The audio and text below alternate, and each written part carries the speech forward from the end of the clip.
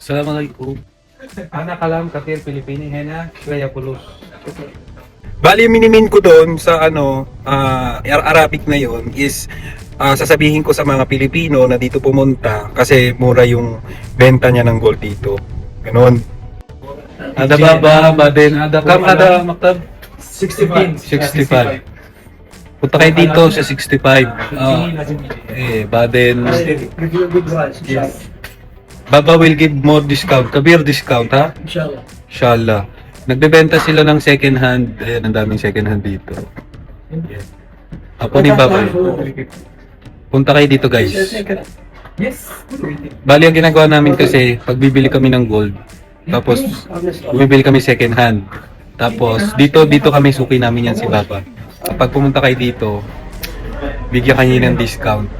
Malaking kabawasan. 18, 21 earrings, bracelet, wintas, basta lahat. Basta bumibili sila dito, kung nasi-short na kayo, pwede kayong pumunta dito, bibenta kayo. Ang bibili nila kung magkano yung current price.